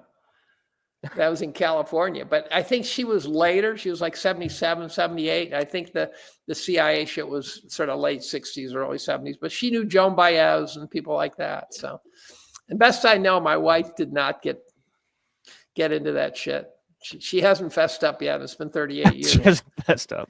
Dave, you'd mentioned with the whole kind of like getting to the end of the road and speculating to try and find like the smoking gun. The thing that like concerns me is it starts to like the deeper that we all dig, it seems like the overlapping prevalence is between primarily two groups. And it seems like one, the bankers, and two, Hollywood. And both of those groups you tie back to a certain group that occupies the Middle East right now and rhymes with shoes. And it kind of concerns me a little bit. And, I see what you did there. Yeah, and it also relates back to the deep dive into World War II history with Daryl Cooper and like digging up some of the stuff with like Rothschilds and all that. Like that's what scares me. Well, so I dug into this World War II story, back to that. I dug into that for a while, not Daryl Cooper level. I mean, Daryl's been yeah. I don't know if anybody can copy Daryl Cooper's level. No, but I'm sitting there and I got to the end and I realized that first of all, the Soviets were not our allies, period. We were both fighting the Germans, but they were not our allies. It turns out when one of our soldiers would find himself in Russian Soviet territory, he gets sent to a gulag. Yeah. We wouldn't get him back. We left 15 to 20,000 soldiers in the Soviet Union, never got them back. This is a horror story. So Stalin, we simultaneously fought the Germans, but Stalin won World War II because Stalin got half of Europe. We didn't get shit, right? Europe didn't get shit. Yeah, we got the rebuild complex. Stalin knew that the Japanese were going to hit us. We knew the Japanese were going to hit us. Stalin wanted the Japanese to hit us so that we would take out Japan off his flank. Stalin wanted us to go to Normandy because he wanted the war to continue so the Western powers would all kill each other. Yeah. And then he'd own Europe.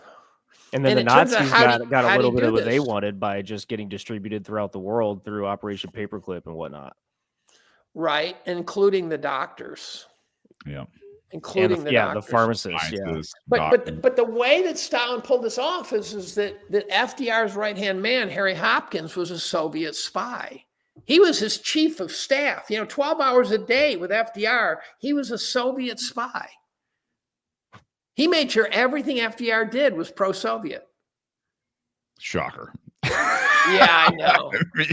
If there's anything that explains FDR, it's the fact that he had a communist for a chief of staff. Well, so FDR is loved by many who like big government, and always used to justify, right? But I figured the worst argument against FDR was his growth of government programs, but he was a psychopath. He was a compulsive liar. He apparently lied nonstop. Huh? Sounds like Joe Biden. Sounds like a little politician. bit, doesn't it? Or a politician, yeah. So who are the good politicians? I'm still a Thomas Massey fan. Yep. Especially Especially with like how he's voted no on the most recent bill, and you see all of MAGA Twitter like throwing a fit. It's like, you guys can't turn this into a religion. Like, it's either America first or you're a problem. Yeah, I know. I called that one. But as I said, I stay off the Middle East for the most part. But what I got to tell you is, I don't know who we should be supporting, but I do know that whatever we do should be in our interest. Yeah. For once. And I don't know. I just don't know. And again, I stay off the topic, but I'm on it enough that someone who's listening to this could get mad because it's just not, it's not. Well, yeah. And fuck the Middle East too. Like, that's not our business. And it isn't our business. It isn't our, except for there's oil. But one time I was reading about some oil meeting, and some German leans over and says, "I don't know why you Americans keep bombing people. We just buy the oil." Yeah. God, isn't that the truth? It's so simple. Well, hey, Dave, I've got a question for you while I have you, because it's kind of a thesis or an idea I've been kicking around. But, painting with a very generous brush, everything that Trump's kind of been doing so far, if he continues down that route, what do you think of him, like, trying to basically like cut spending, and all he's trying to do is have the government make enough to basically like make ends meet and pay off, like just finance the debt, which is like astronomical payment in and of itself. But basically, like, for him, I feel like that's his price point, is like, I'm just going to try to pay this off and basically let everything else kind of fall by the wayside, almost like a debt jubilee. What do you think the chances of?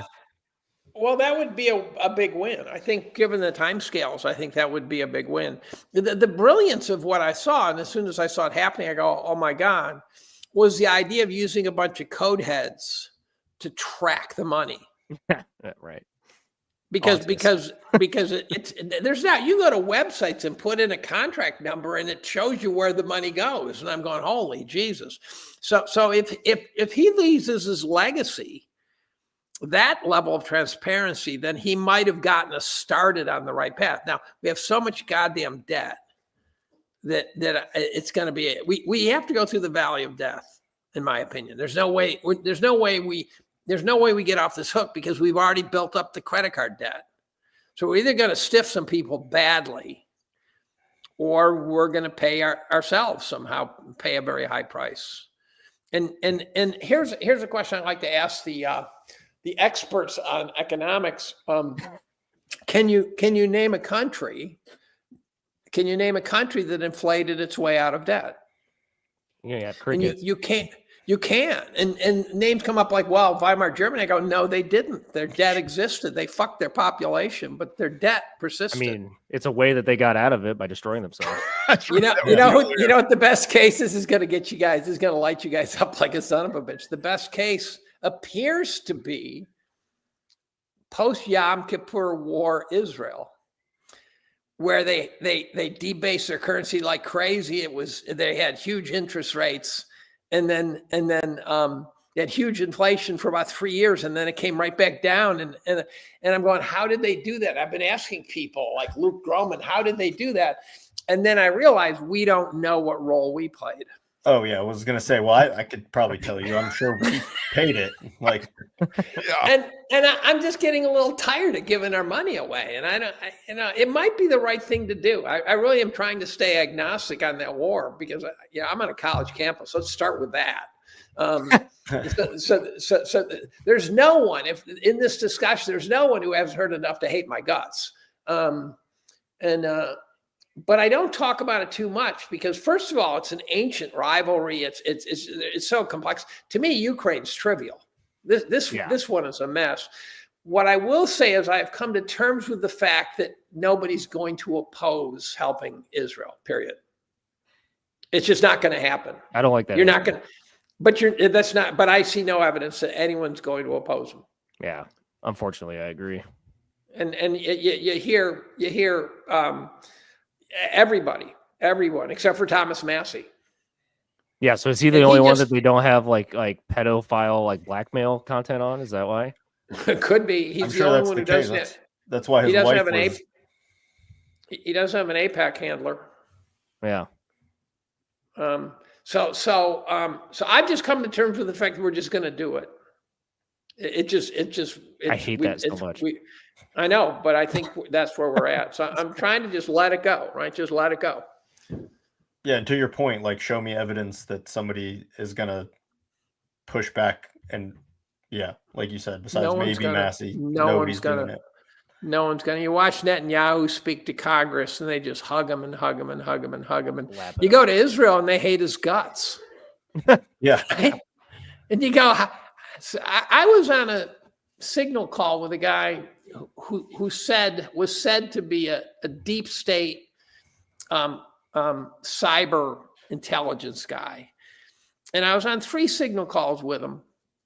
And he was either like super deep and super powerful and super influential because of all the shit he said, or a grandiose narcissist who had created a completely fictional world. And so he was a computer guy, and he had this thing called the American Computer Company and stuff. And I found that online, but I couldn't find much about it. And I wanted to know which one it was. So I reached out to Brendan Ike, who founded Mozilla and Brave. I said, do you know him? And he didn't know him. And I reached out to Steve Sinofsky, who was number 2 at Microsoft underneath Ballmer. And he didn't know the guy. And I reached out to a Canadian intelligence guy who this cyber spook had mentioned. And he didn't know the guy. And so I decided the guy's probably a grandiose narcissist. But on the 3rd call, he started saying stuff that I don't respond to normally. But he just kept, everything he said was, well, that's anti-Semitic. And I finally said, look, you got to be able to criticize governments without being accused of that, right? Yeah. So I don't support what Biden does, but I'm not anti-American. Right. And so I got to be able to criticize the government. And he was absolutely inflexible. And then the conversation just spiraled out of control. He starts calling me an asshole, and I hung up and have not talked to him since. I go, my biggest fear is that he's legit. Yeah. And the guys like that are making calls. Oh, I think that's 100% what, like, not just the DEI CIA, but like just the CIA and the intel community of the last like 40 to 50 years has been metastasized into. So they're completely indoctrinated, kind of like I just don't know. Yeah, I just don't know. I'm hoping that maybe we can clean it up, but the odds are not good. The House of APAC. You guys were wondering who owns the house and how many handlers there are. This is fairly disturbing. I mean, I've seen this graphic a billion times now, but so one of those vacancies is Massey. Who's the other one? I'm not real sure. And it's probably come and gone. They probably replaced that. Yeah, probably true. Yeah. They probably fell off a bridge, got run over by a car. Yeah. After they shot themselves in the back of the head twice. Yeah, or they went swimming or boat paddling when they don't know how to swim outside of Obama's house. That's right. That's right. That's Dave, exactly right. Dave, there's one last thing that I really wanted to make a point to like see if I could get any intel out of you.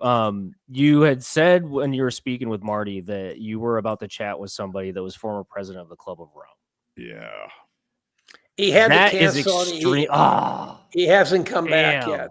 That was like so interesting because the Club of Rome is like you want to talk about skull and bones. But this guy, this guy, I've got. This guy's made some unbelievable quotes about the pedophilia and stuff influencing geopolitics. Really? So this guy is on the right side of history, in my opinion. Okay. And has he written anything? Like, would I be able to like if I got the name offline? Let me see if I can find it. I'll give you his name if I can find it quickly here. Okay. I was gonna say if you don't want to give the name like online here, we can wait till afterwards. No. He's a famous guy. Okay. Club of. Why is it not showing up? Rome. He's going through scrubbing all of his presence George. off the internet. You got to use Yandex. I don't know. I could be mixing him up with the Romanian president. I could be mixing but this Club of Rome guy has said some stuff that's shocking. I was on a Zoom call with Carlo Vigano, the third in command at the Vatican, who called out all the pedophiles. And he said Obama's married to a dude in a dress, and he really has called them out. I mean, he really. Yeah, Big Mike, and then what did they do to him? Third at the Vatican, they excommunicated him. Imagine that. You can't say. Imagine that. Yeah, imagine. Because like that's one of the reasons why I bring it up on like probably every episode. But like the Operation Gladio topic is one of my favorites. Like so I read the book Operation Gladio, and I was disappointed that they stayed away from trafficking. Yeah. I expect so. The Operation Gladio, as I remember, is all about the drug cartels, and it's basically it focused specifically on that. Yeah, the Vatican's the banker, organized crime distributes the drugs, and intelligence clears the political hurdles. Yeah, including arms. And by the way, if you want to go against that triumvirate, good luck. Right, that is not a group that. So here's the question now: How powerful is the Vatican? Holy moly, they've been accruing wealth for 2,000 years. Well, I mean, your conversations with Tom Luongo suggest that London and the Vatican still own the Corporation of America, right? Well, so Luongo's. I've been trying to understand the idea that London is the center of the world. Yeah, that's Luongo's model. And Alex Craner also says that, and I've had a lot of conversation with Alex, and he signs off on that too. But I look at Great Britain and I go, well, if London's running the world, the country that London is in is sucking balls. Well, I mean, I think it still like supports the point, though. It's just like how the American government's not the American people, right? Like, well, so what it comes down to is they say that basically London is this fabulous wealth surrounded by poverty. Yeah, I mean, I personally like the Vatican. Well, it's also very interesting as well when you see pictures of Sir Lord Rothschild poking the king in the chest, and he's got the Pope kissing his feet, and he's got Jimmy Savile off his right hand. Right? That's damn right. Yeah, I mean, things are not as they appear, and that's when you get to that point where I think it was the Rothschilds, or was it Vanderbilt, or one of those guys that said, if I can make the money, I care not who makes the laws, basically. And if I read years ago, Neil Ferguson's book on the Rothschilds, and his narrative, the Rothschild money dissipated, through the generation, kind of spread out. But if you say, okay, no, it didn't, then so again, at the end of reading about World War II, I keep getting distracted. I found myself asking an interesting question, and that is, I said, did Hitler have a tactical reason for the Holocaust? Now, I'm not saying he's not a sick fuck. I'm not saying he's not a psycho. By the way, there's a 2,500 page biography of Hitler, and he was not the anti-Semite of the group. His inner circle was way worse. Yeah, I don't know, because I'm not reading 2,500 pages on Hitler. But I'm wondering. I'm saying, does Hitler? Did Hitler have a tactical reason for the Holocaust? So, yeah, I mean, here's the thing is, first and foremost, the numbers actually don't support what they tell us the numbers were. Like the 6 million thing is wildly blown. I've heard the official numbers have dropped to 1, but I'm still willing to call that a Holocaust. So, well, I've actually heard they dropped down below 200,000 now. And that's from like the Red Cross in terms of their reports and the world statistics, where before, World War One, you had 15 million Jews, and then after you had 15 million Jews, maybe a difference of maybe 300,000 at max during that time.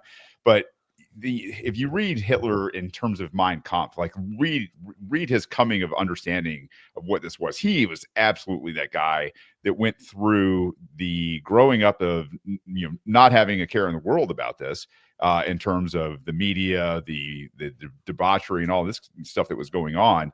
And as he comes into his, I guess, adult self, he's starting to realize that the highest occupations within the government, the moral decay that's going on, the pornography, the fact that you had, I think what they lied about, one of the biggest lies was that they were burning books. And you're like, dude, that was, Magnus Hirschfeld, the tranny surgeon that was putting together libraries of pedophilia and homophilia. So they burned books that ought to be burned, is what you're saying. It was basically a gay porn stash. And yeah. And is that right? Okay. Yeah. Well, here's the interesting thing. So I'm reading a book, and it tells me that the mega bankers funded the Russian Revolution and funded the Soviet Union. You go, well, of course, right? They fund everybody. Mm-hmm. That's Creature from Jekyll Island. That's the American story. Bankers backed Hitler too. So. Yep. Right. And so you realize, okay, so here's Hitler looking at the mega bankers supporting the Soviet Union, which is Hitler's biggest nightmare, the Soviet Union. So the question that I find myself asking is it possible that he's saying, if I can exterminate the Jews, then I exterminate the financial power base of the Soviet Union. The funding mechanism, which is everything. So I'm thinking about this, it's rolling around in my head. And then one day I read a quote by Putin who says, I dream of the day when future generations are not restrained by the shackles of the Rothschilds. Which would be, and I go, holy fuck, that kind of, or bankers. You could just say bankers if you want. Yeah. But the point being is Hitler might have said, look, this is how you get rid of the Soviet power structures, to get rid of the mega banker, tentacles, whatever you want to call them. So, and I've been wondering about that because he didn't do it to rally the German citizens, because it was done behind closed doors, right? It was not well publicized. It was not, it's never been clear to me why you would do that. Besides him being a sick fuck, which I'm willing to concede is possible. Well, but the other thing is, years of being on by the end too. So when I was saying, especially after years of chronic meth consumption. Yeah. Well, he was tweaking quite a bit there, wasn't he? But see, most meth heads, they've just gone down like to poverty and nothing. Imagine being a meth head, but like you're ruling in over charge an of empire. the country. That's Blitzkrieg. You mean like Adhern and Adhern and wait a minute, come on, you know her name, Chrystia Freeland. Oh. So my Canadian contact says everyone knows she's juiced out of her mind. I mean, nowadays it's kind of hard to see anybody that's in front of a camera. Who was the New Zealand PM as well? Adhern. Oh man, that's Adhern. Yeah, she's sitting there and rubbing her nose, and yeah, she was definitely tweaking. Yeah, I know. Oh and, gosh. So the world is fucked up. It's conceivable it's always been. Yeah. And that we're just suffering now because now we can see it, and we'd be better off not seeing. This is like going in a slaughterhouse, right? You go, I really would rather have just bought some ribeye at the store than seeing those cows get chopped up like that. Yeah. And so it's conceivable this is like, be careful what you wish for. But I don't sense the United States. We are bullies. I mean, we're serious bullies, and I kind of want to be the good guys. So I'd rather walk soft and carry a big stick. We don't have to walk around smashing people over the head with our big stick all day. Yeah. I think maybe we do. I don't know. A few you might, but we don't need to be the Confessions of an Economic Hitman, like goading people into debt and then making. So I didn't finish that book. Oh. And the reason I didn't is because I sensed that the story was true, but that he was bullshit. I got the feeling he was telling secondhand the story, and like he was pretending like he was this big cheese. That's why he's still alive. Well, I don't know. If you read part 3, like his updated one, he talks about how he had an assassination attempt confirmed by a doctor that was like, "Hey, dude, this compound that you got exposed to that caused internal bleeding within minutes of meeting somebody you don't know, you don't get exposed to this unless somebody's trying to kill you." Right, but you don't know who. For example, when the guy got poisoned by polonium, you say, well, it's either the Russians or someone who wants to make it look like the Russians, right? So I got into a big scuffle with the Skripal poisoning. So the Skripals got poisoned. The Skripals in Britain got poisoned with the nerve agent, right? Okay. It turns out it's structurally very simple. And so they were saying it's uniquely Russian technology. I looked at the structure. I said, this is bullshit. So I went on Twitter. I said, anyone who says this is uniquely Russian technology is lying their asses off. The next thing I know, Al Jazeera is calling. I'm on Russia Today, George Galloway interviews and stuff. And I said, look, I don't know who made it. I don't even know if it's true. What I can tell you is it's bullshit. My sophomore organic chemistry students could make this shit. So what I did is I said, okay, let's do the experiment. I put it on an exam and said, design a synthesis of, I explained the whole kerfuffle. Whoever uses that word, don't tell me why. And I said, tomfoolery, yes. And I said, so here, make this in 3 steps. I told them how many steps they were allowed to use to make it. They all got full credit because it's a trivial molecule. You could almost take all the ingredients and pour it into a punch bowl without paying any attention to how you do it, and it would be toxic enough to kill people. And so then what happens is that also the Skripals got poisoned about 8 miles from Porton Down's chemical warfare lab.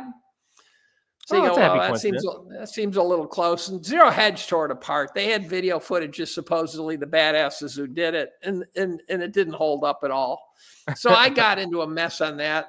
And then the Porton Downs guys came out and fessed up. Now, I was the only organic chemist making this call. Any of them could have done it. But I was the only organic chemist saying this is bullshit. So then after having my class design a synthesis, some blogger goes out there and says that I had to make it.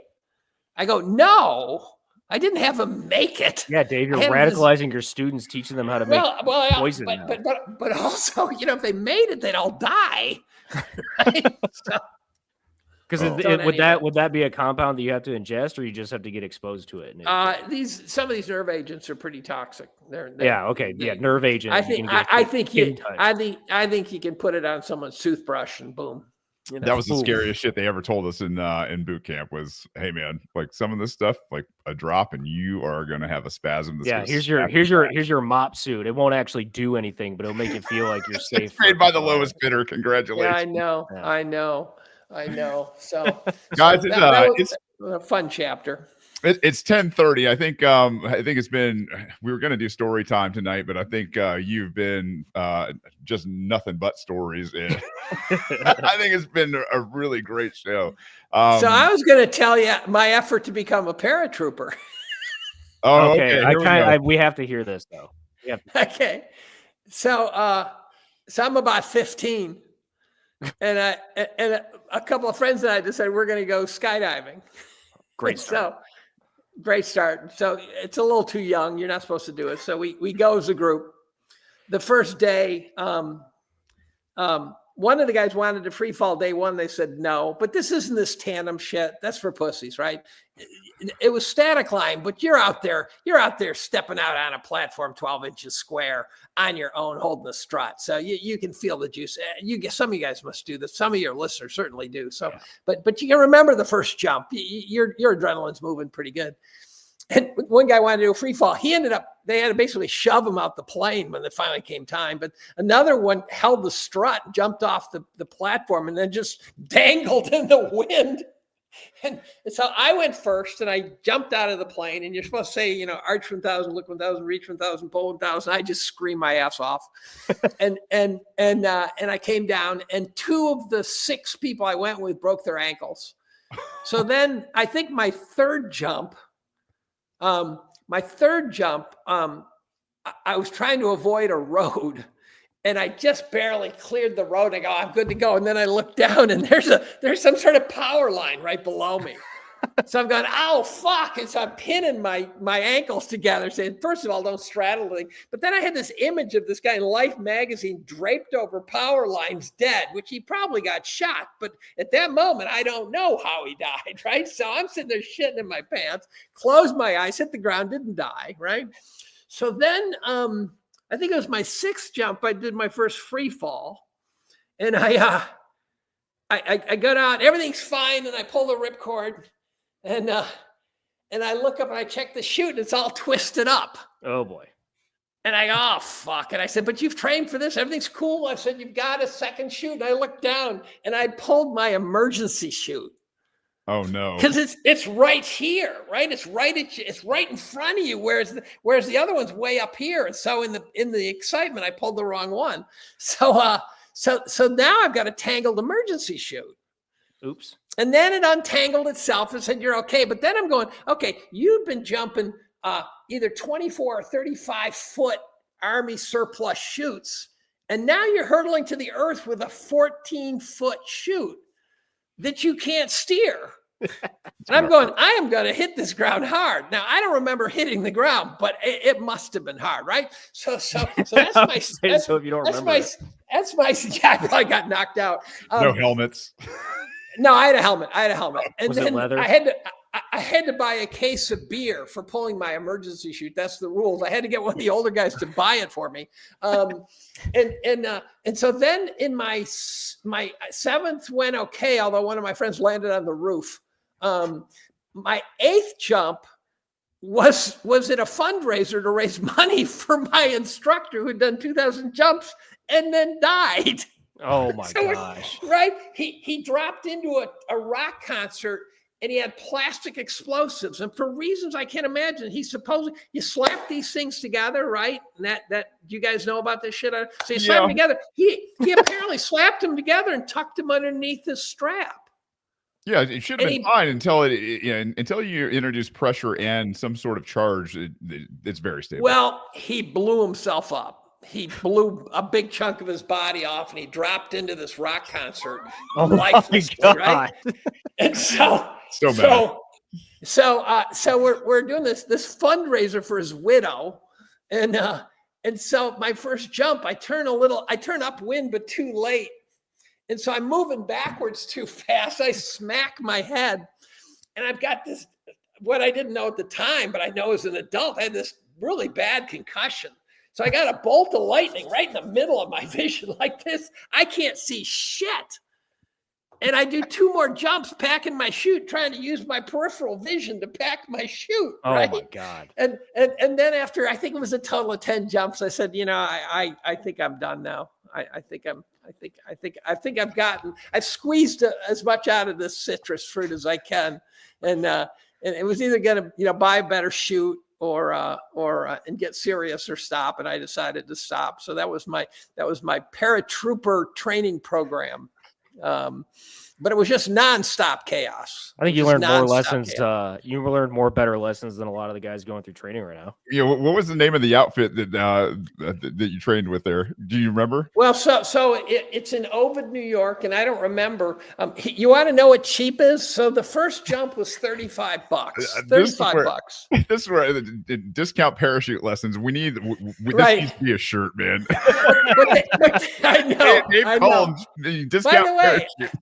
I have this theory that we should drop off the illegal immigrants, but just not land the plane. Just parachute them, just like unload them like a delivery. or not. And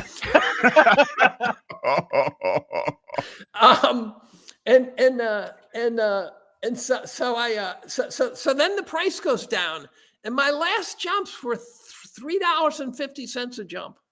That's incredible. It is a 90% price drop. Well, it just, even back then, $3.50 was not a lot of money. I used to carry golf bags. I could make $10 in 4 hours. So that was a good day of skydiving, right? Damn. And yeah, that's awesome.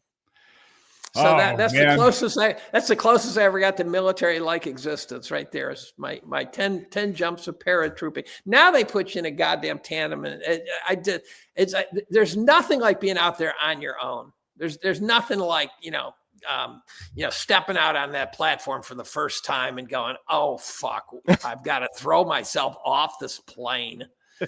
and then after the first one, then it gets better, I guess. But I apparently kept boning it. So that's my story. Dave, I gotta tell you, this hour and a half plus has flown by, and I'd be remiss if I said you got an open invite. You can come here and tell stories and talk conspiracy and markets and all this fun stuff. I'm looking forward to your return. Definitely. Well, send me a link when you're all done. Send me a link, and I'll post it, and I'll see if I can get the guys who rhyme with use not to watch it. All right, Mike. Mike and Jordan, you guys got anything for parting shots here?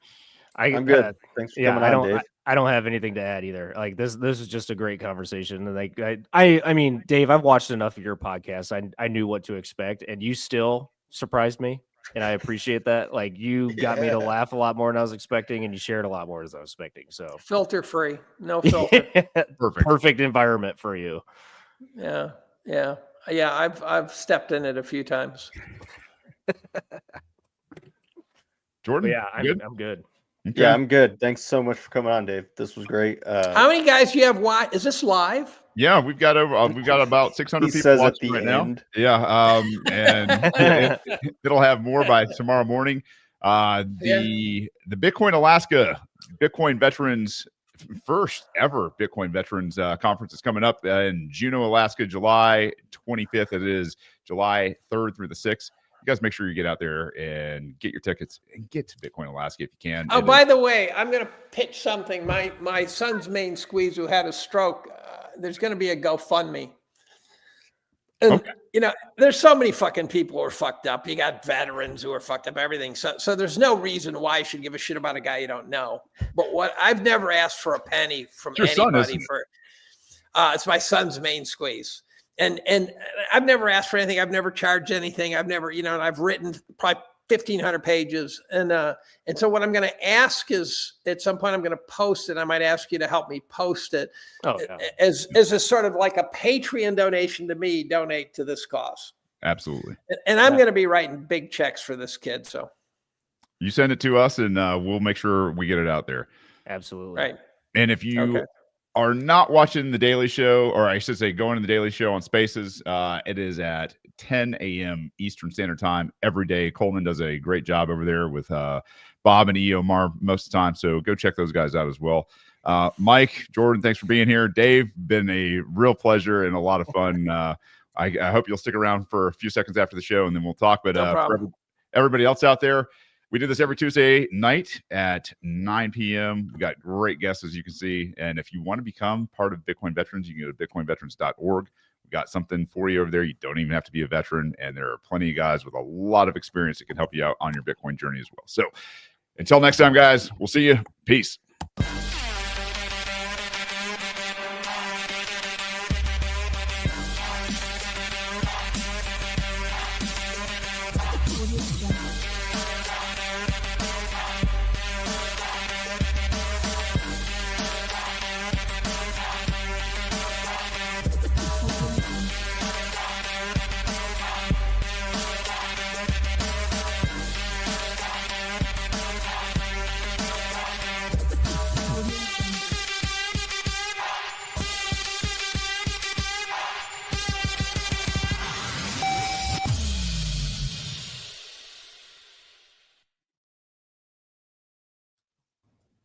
There we go.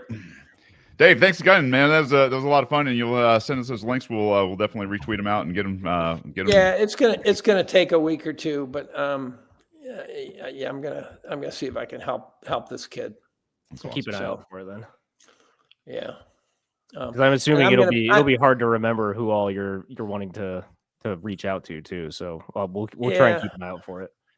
Well, I'm just having 115 followers on Twitter, some of which have many more followers than that. I can probably get pretty broad distribution pretty fast. Yeah, that's a fair point. So all you guys are veterans. Everyone